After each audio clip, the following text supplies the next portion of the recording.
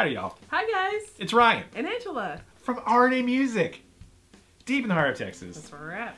Canton, Texas. Not to be confused with any other part of Texas. Yeah, that's right. Not Laredo. Not Dallas. Not San Antonio. Nope. Canton.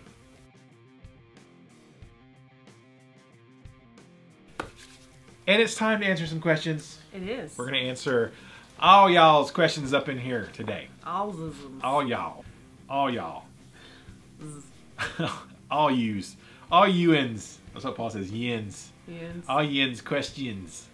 Yeah. Let's get to it. Okay. First question. This comes from Dymo28. Any concern for Angela's family with the recent events on the border? Question mark. No. Because I didn't know there were any events on the border. Yeah, I haven't heard anything, and even if there was, my parents wouldn't say anything. I think the last time there was kind of something that was going on, they just amped up. You saw a lot of Border Patrol and state troopers down there. But that's always like that down there. I mean, when we were down there, we usually see Border Patrol quite a bit. Yeah, well, driving around. Yeah. But it's literally on the border. It's like there's a gateway to Mexico right in Laredo, right around the corner from my parents' house. So you're going to have issues when you're that close to another country, anyways. Yeah. So I don't.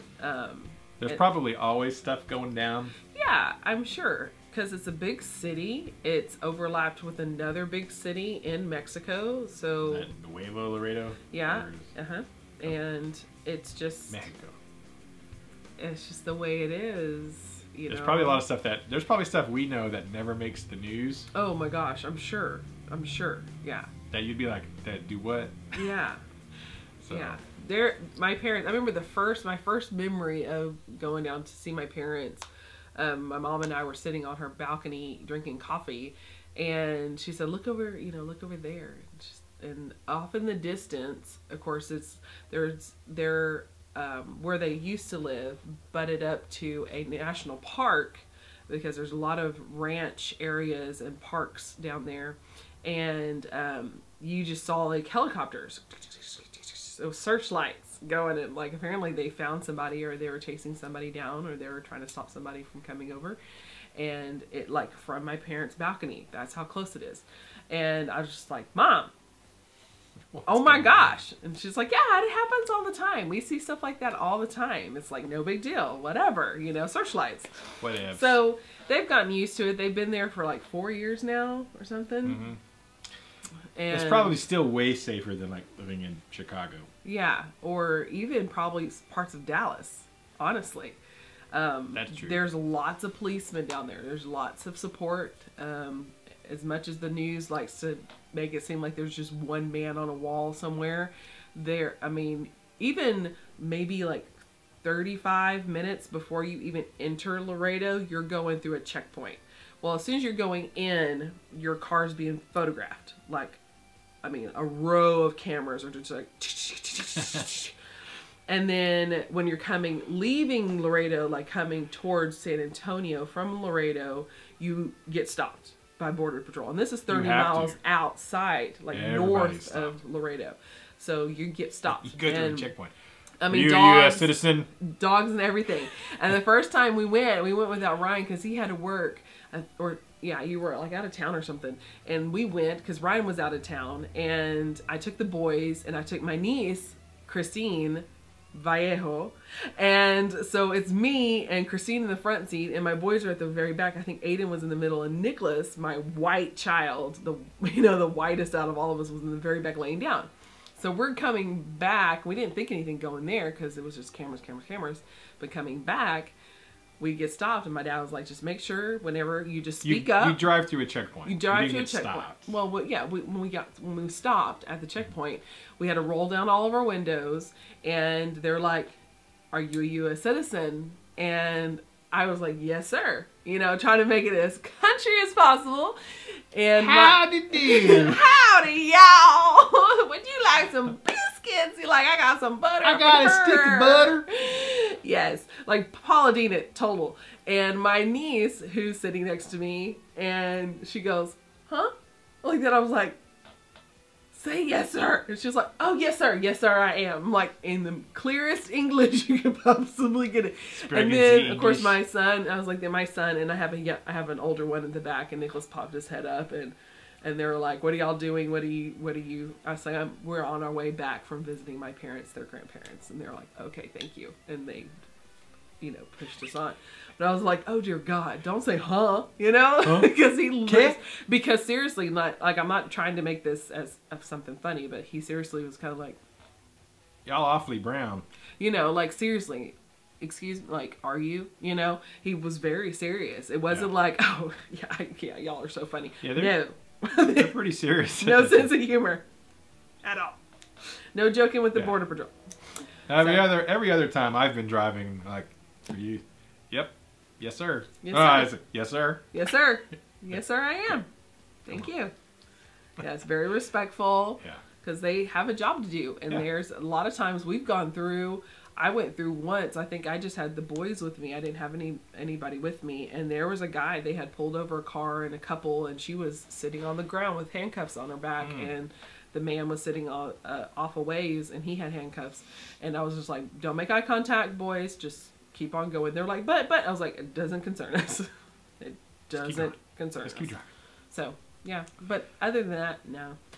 Other than that. Other than all the stuff that goes on that you don't even hear. Nobody ever hears about. It really honestly is normal. So we're not worried about it. And my parents love it there. They really, really love it there. So it's a great town.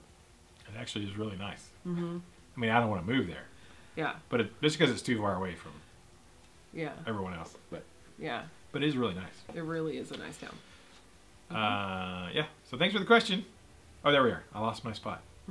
Chivalry 218. I have a Les Paul BFG. I want to upgrade to Hipshot bridge, tailpiece, and locking tuners. How do I determine between metric and Nashville, as shown on Hipshot website? Also, I have a P90 in the neck, but I want a humbucker sound there. Any recommendations for P90 size humbucker? Excellent marriage advice, by the way. Thank you. I would imagine you're on the Nashville stuff, because if it's a USA BFG, USA Gibson, the metric's going to be like the Korean stuff, the import stuff, Chinese stuff, Epiphone. They're probably metric for those. Any import's going to be metric. USA stuff's going to be Nashville. But call Hipshot and ask them, double check. As far as the humbucker, I know. What's their names? My brain just went blank. I blank brained. Seymour Duncan. I met Seymour Duncan. You think I would not forget his name? I've met him twice at the same show. He was a really nice guy. Seymour Duncan is really nice. He doesn't have a lot to do with the day-to-day marketing and stuff of things, but super nice guy. But Seymour Duncan makes some humbucker-sized P90s, and also DiMarzio makes some that people are kind of pleased with. I've never tried those out myself, so I can't recommend one or the other. But you can also get some custom. Seymour Duncan will build custom ones. It's a little bit more money, but you can get them to build kind of whatever you want. Seymour Duncan. But so I would check either Seymour Duncan's or DiMarzio for that. As far as I know, I don't think EMG makes a P90 sized humbucker, but there you go. Is that all the questions? Did I answer? Oh yeah. Oh, and second better question from Chivalry 218. What would you recommend for a Mesa Boogie dual rectifier tone on a budget? Good question. Try the little Joyos. I don't know. Ike brought one down from Footside Music. He's a Joyo dealer. He brought one down to our clinic we did with Robert Baker and Acacia and Greg and all them, and it was pretty awesome. A little bitty, small amp. It's about the size of like a micro dark or something like that. Or you could get a micro dark from me. Those are pretty great. But the Joyo stuff is actually really good. I was quite surprised. Coming through like a 212 or 1x12. Super budget, and it would probably get you pretty close. That's cool. Or you could just go get a mini rec for $1,000. But that's cool. Depends on the budget. Thanks for the question, Chivalry. All right, next, Big John from Florida. Hey, Big John. Hi, Big John. Surviving those snowstorms in Florida. Hi, guys. Chili beans. It says child beans, actually. Is that real chili? Yeah. Chili beans? A little accent. Yeah. Chili beans or no beans? I've always heard Texans don't like beans in their chili. What do you guys prefer? Good question. Beans. No beans.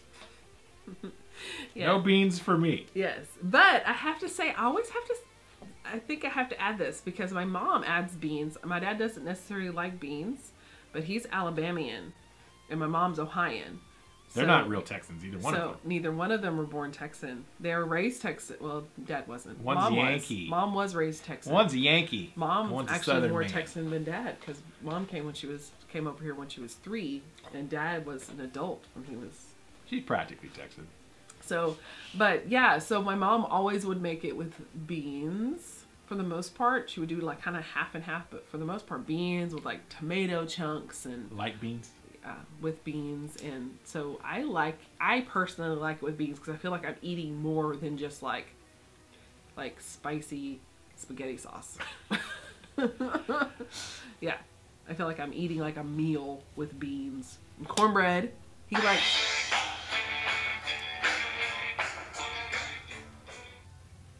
What the? That was quick. That was my dad. Yeah. He can go to voicemail. So I like eating cornbread with my chili, and he likes crackers, which is weird to me. Why would you not put crackers, like, saltine crackers in so your chili? weird. Like, no, cornbread. Cornbread's nasty. Cornbread. Corn's not good all for day you. long. Yeah, it's just, yeah, cornbread. No beans. Yeah, so we're like. Now, I will say this. For home cooked, different. for like homemade, home cooked chili, no beans. But if I'm going to buy some crappy canned chili, like Wolf brand chili, I actually have started getting it with the beans, and it's okay. But I prefer the mild, you know. Yeah. But beans, ever since I had my gallbladder removed in that explosion that I was in, Yes. beans don't just sit real well. Factory with me. incident. When I was in the war, Yes. I lost my gallbladder. I Yeah. wasn't in the war. No. Sorry. No. But, yeah. Yeah, good question, Big John. There you go. You guys tell us, beans or no beans in your chili? And how many of you are from Texas? Cornbread or crackers? Crackers. Cornbread. You're cornbread, I'm a cracker. Makes so much sense. I'm more cracker than you are. Yes. That's for sure. That is the truth. Thanks, Big John. All right, next question. Mike Cashel, you two are so awesome. I love watching your marital advice. Thank you. Oh, well, thank you. You can tell that you work at life well together. We do. I think we so. honestly do. Except for the beans. We're winning. I have a question for Ryan. Ryan, I know you went to school for percussion, but I can't remember seeing you actually playing your drum kit. And now you have Brianna teaching drums. Do you ever get behind the kit and just jam out to your favorite Metallica song? Or is it all in the past? Yeah. Great question, Mike. You know, that's really kind of funny because I think about that from time to time. Because I have a music degree, a bachelor's of music. I have an associate's of music degree. I have 2 music degrees. And percussion was my primary instrument in college, studying all that stuff. Of course, I had to learn everything. I had to play the saxophone and the trumpets and the viola and the oboe and the, you know, like you had to learn flute. at least enough to teach. To be a band director, to teach people, even though it's not your preferred thing.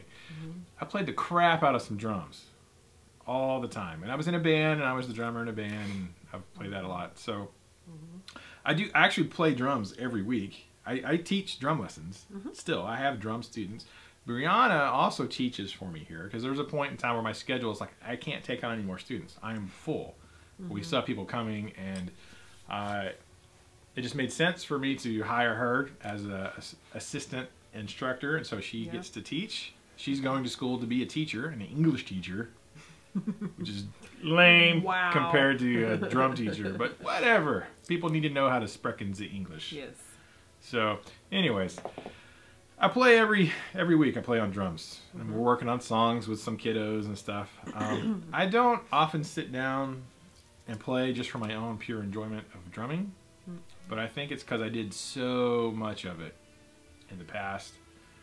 And I love guitar.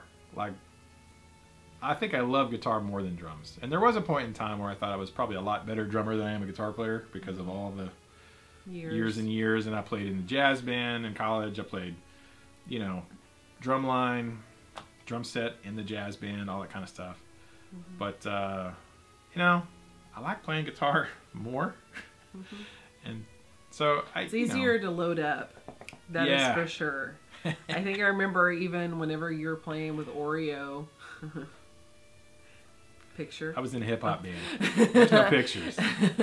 I could find one. I can't find. You find them before I get it. And I remember you were unloading or loading, or we were doing something, and you were just like, ah, this is why I like playing the guitar. Yeah. You know, and it was just kind of like this, gah, because it's like, I mean, the hardware case and all the drum cases and just even stacking them up to put them to the side while you play. And then, you know, it's not like a guitar case where you just lean it up behind an amp or something and it's hidden. It's just a lot to take with you to gigs and stuff. And so I think that weighed kind of like, yeah, I'd rather just strap on a guitar. Yeah. You know.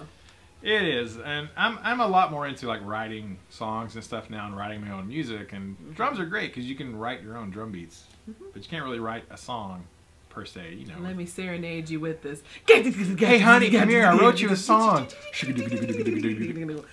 Yeah, that's great. Yes. But I go, hey honey, it's all double bass. Baby. Yeah. So I don't do a lot of that, although I will probably, when I'm recording my EP for my own songs, I'll probably do the drum parts. Well, I know I'll do the drum parts. If I don't program them, if I do live drums, I will play the drums for my own songs, which is, I'm glad I can do that. But, you know, guitar is, I'm a lot more obsessed with where it. It's at. Guitar is where it's at, man. Even every now and then I play at a church, in a church band. They're like, hey, our drummer's going to be gone. Can you play drums this weekend? Fine. I mean, yeah, but guess. You know, what are you gonna do about a guitar player? They're like, oh, that's right. So they're like, wow, no, we'd rather have you on. I'm like, I can do it. But yeah, and you've done it. I have done it. So yeah, it depends. Like if I'm really frustrated, like if I'm having a really, which is not very often, but if I have a really frustrated, go back to those marriage tips. Go play some drums. But, I keep my playing. I don't do all this crazy metal stuff as much as I used to when I was a kid. But I, like just full double bass, onslaught, blast beats. Yeah. I don't really do that. I'm more of a groove guy. Anyways. Yeah. I always thought that I was like, I have a degree in percussion. I should do more drum videos. But I guess I'm more passionate about guitar, so that's kind of what I do. What it is. Great question, Mike. Thanks for asking, man. Yeah. All right, Brick Breaker. Breaker. That's hard to Brick Breaker. Good marriage advice. What's your opinion on the 32 million members of the Ashley Madison Cheaters site? That's a lot of unhappily married people. I don't know why I'm laughing at that. I don't either. That's horrible. Well, what's my opinion on the 32? I think it's terrible. I was like, okay. Now, so I will say this. How do you know that all 32 million of them are actually married?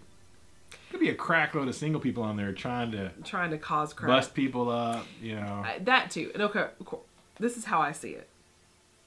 There are a lot of people in this world, and 32 million is like literally a drop in the bucket. Out of 7 billion. And I know not all 7 billion people are married, but even if 1 billion of them were married, that's still only 1/7 of people.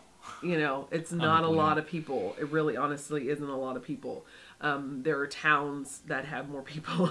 You know, there's just like, you know, some states have it. You know, so if you look at it that way, it really isn't a lot of people. That is millions, or well, that's. I mean, yes, it is, but in the grand worldly scheme of things, it isn't a whole lot of people. But again, do we really know that every single one of them are married? Yeah. And you know, or are they just a bunch of jerks just getting on and tempting, you know, a few? Half of them are, half of them aren't, you know.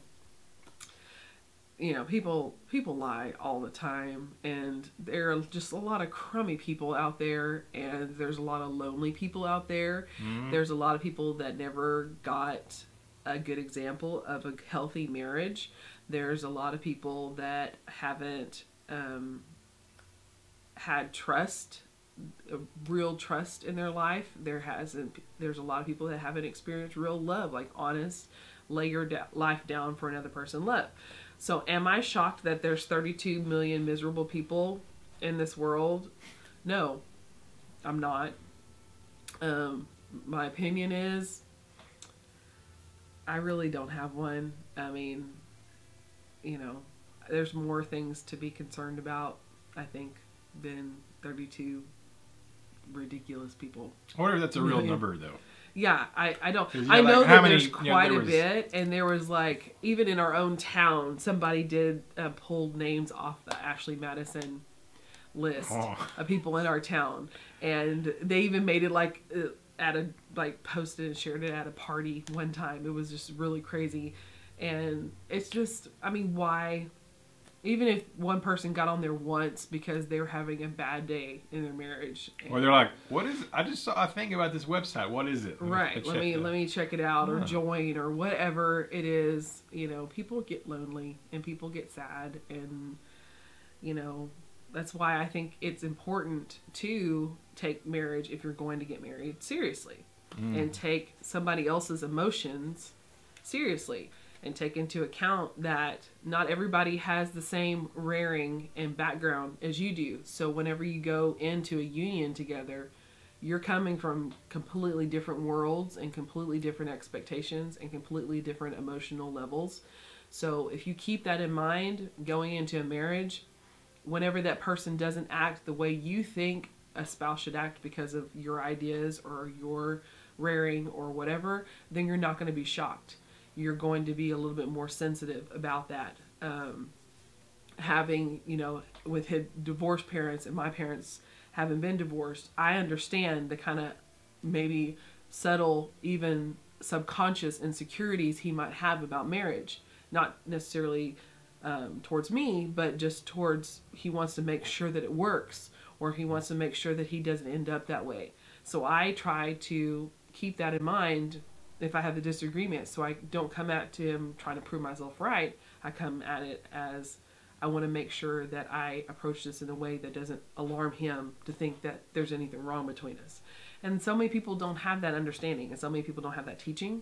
So when you see that most people don't have that understanding in your own personal circle, then to see 32 million out of the world, or even out of the United States, it's like 10% of the United States or something like that. You know, I'm not shocked, because even in the church, even in just secular arenas, there's such a selfish theme, and you know, it's all about me and my own gratification. So wow. I'm honestly not shocked that particularly people are seeking. With Americans. I mean, like Americans, we are super selfish, narcissistic people as a group. It'd be interesting to go and check. I mean, I haven't looked at it. I know the divorce rate in America is like 55% or something dumb. But I'd be interested to see how that compares to the rest of the world. Yeah. It's like, we're pretty obsessed with ourselves. As a group, as a nation. Yeah. I mean, I like me some Ryan.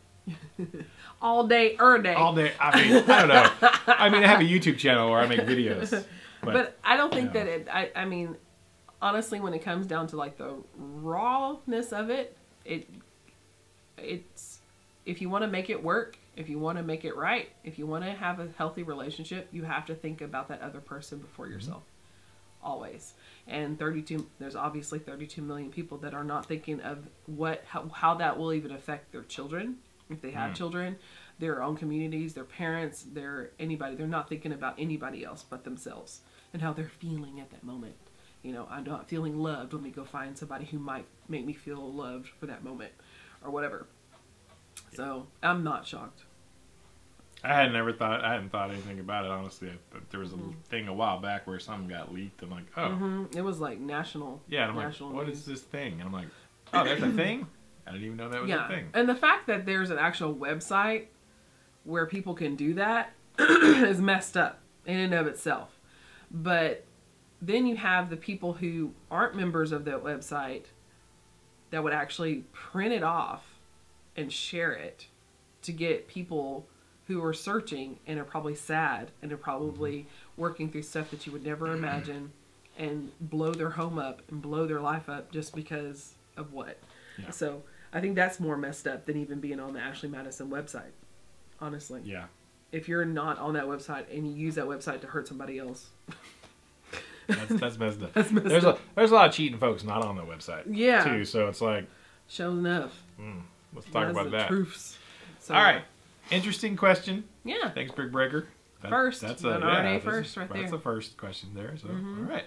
And final question, John Harpole. Hi, John. How are you, man? Hope things are good.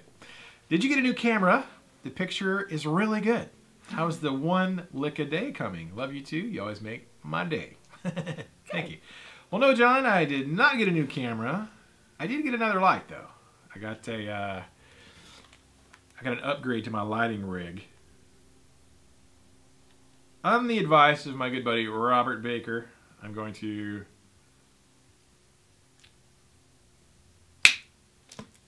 Inception. There's the camera. There's our normal light. There's our other light. We've had that for a while. I got this 3-point light thing from my man Robert Baker. I didn't get it from him. Yeah. He told me where to go get it. Yeah. Those are 100-watt bulbs there. So we added some light. Yeah.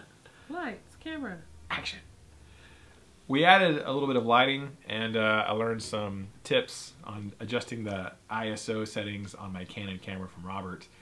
And so it's probably that. I've been messing with the settings on the camera and trying to get better lighting, and so that's probably why the last video looked much sharper. And so I'm still learning the DSLR stuff, but thank you for noticing. I appreciate it. The one lick a day, well, I'm doing the hashtag one riff a day. Bam, bam. Hashtag. It's going really well. Today is day number 18, January 18th. And I've got 18 riffs up. It's on my Instagram. Hey.